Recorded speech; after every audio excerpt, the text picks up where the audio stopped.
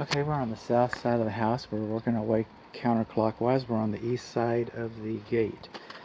We've got weep holes. Brick is a very good building material, very sturdy.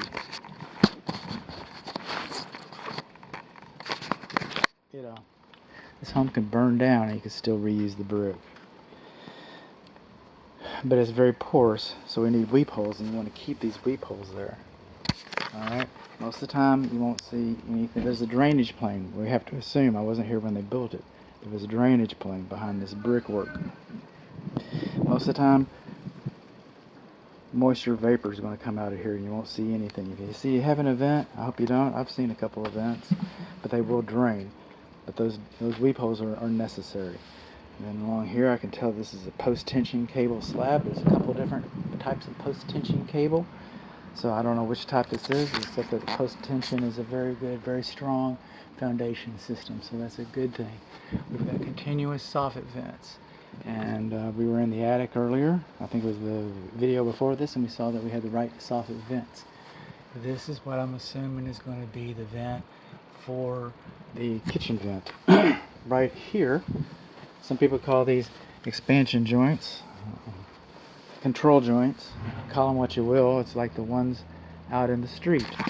And you have this much brick wall. We're in North Texas, so we expect things to move.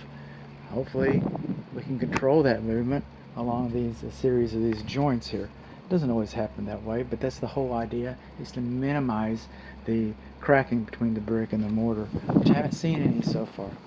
The rain gutters discharge above and also below grade, and on this side of the house I do not see any, and it's really not fair because this structure hasn't been finished yet.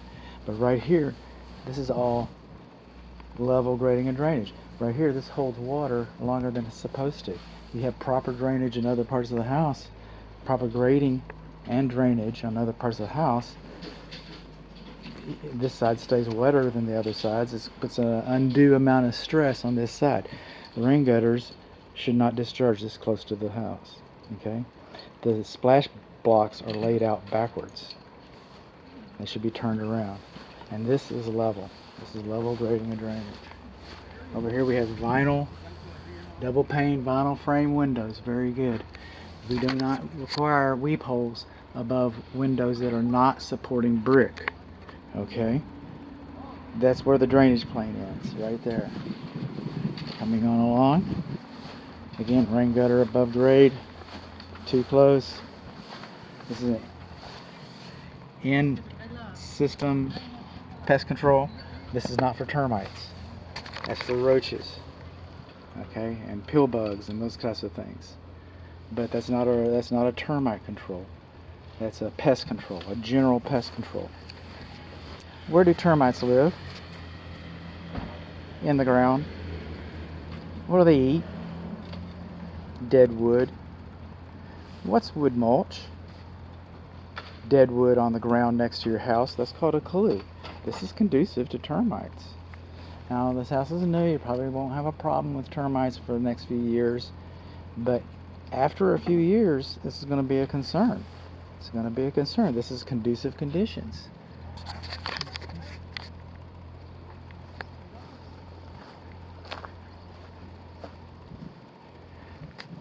See this rain gutter right here?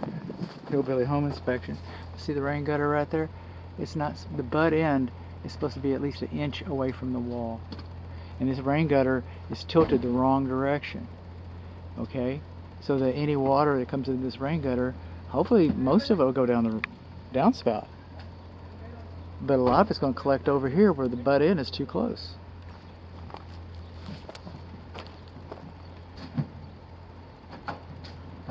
Let's do that. Downspout turned the wrong direction on the south side of the front portico.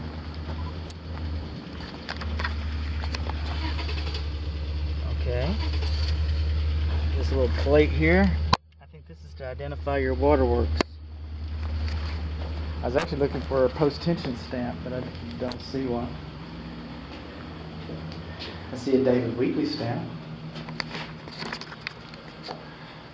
This door, even though this is recessed all the way in here, And I doubt that you're ever going to have any repercussions from it. But we do not have a weep hole. When you put that metal, okay, that metal plate right in there, it's called a lintel. We put our lintel in there, we've disrupted the drainage plane to break its pores. So the water comes down there and it sets. It doesn't come around. Okay? So, I mean, we have our weep holes down here, don't we? There's some on this wall.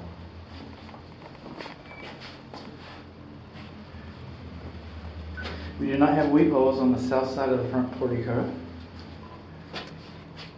We do not have weep holes over the front door lintel.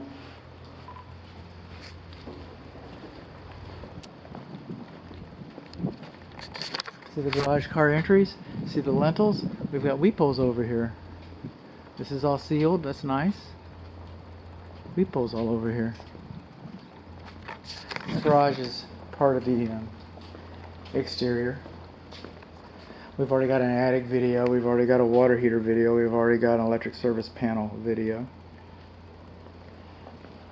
And we're going to make mention of the lawn sprinkler system in the a little farther down the line when we do the water pressure check, water meter water pressure check. Coming along here, we're on the north side of the home. North side of the home. Surface drain, below grade drains, comes out. And this surface drain takes water out. So even though this grading and drainage isn't